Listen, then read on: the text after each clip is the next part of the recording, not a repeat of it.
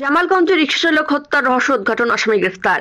সুনামগঞ্জের জামালগঞ্জ থানাধীন বড়াউড়া হাওড়ায় রিকশা ছিনতাইয়ের উদ্দেশ্যে চালক আকরাম হোসেন হত্যার ঘটনায় রহস্য উদ্ঘাটন করেছে পুলিশ। এই ঘটনায় অভিযুক্ত রিপন আহমদ গ্রেফতার হয়েছে। রিপন জামালগঞ্জ থানার পশ্চিম লক্ষ্মীপুর গ্রামের আলী আহমদের ছেলে। তাকে বৃহস্পতিবার 16 জানুয়ারি সকালে বিজ্ঞ আদালতে সোপর্দ করা হবে। গত 11 জানুয়ারি দুপুরে আকরাম তার ভাড়ায় চালিত রিকশা নিয়ে সুনামগঞ্জের মোহাম্মদপুর এলাকার ভাড়া বাসা থেকে বের হন।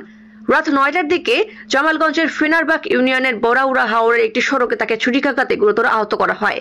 পথচারীরা তাকে উদ্ধার করে জামালগঞ্জ উপজেলা স্বাস্থ্য কমপ্লেক্সে নিয়ে গেলে উন্নত চিকিৎসার জন্য Sylhet MAG Osmani medical college হাসপাতালে পাঠানো হয়। সেখানে 12 জানুয়ারি ভোরে চিকিৎসাধীন অবস্থায় আকরামের মৃত্যু হয়। নিহতের বাবা মোহাম্মদ রফিকুল ইসলাম ওই ঘটনায় জামালগঞ্জ থানায় অভিযোগ দায়ের করলে একটি হত্যা মামলা রুজু করা হয়।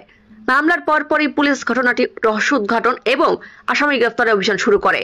জামালগঞ্জ থানার এসআই শামীম কবিরের নেতৃত্বে একটি টিম সুনামগঞ্জ পৌরসভার মোহাম্মদপুর এলাকার কাউসারের কলোনি থেকে আসামি রিপন আহমদকে বুধবার 15 জানুয়ারি দুপুরে গ্রেফতার করে।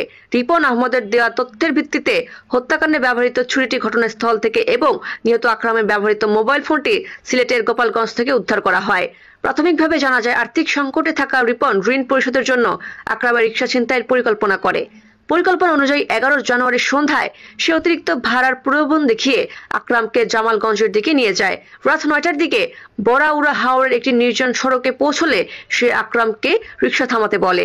এরপর আকস্মিকভাবে ধারালো ছুরি দিয়ে উপর্যুপরি আঘাত করে। আহত আকরাম বাঁচার চেষ্টা করলে সে তার গালে ও গলায় ছুরিকাঘাত করে। এরপর আকরামকে মৃত ভেবে রাস্তার পাশে কাদায় ফেলে দেয়। রিকশাটি কাদা থেকে তোলার চেষ্টা করেও ব্যর্থ হয়।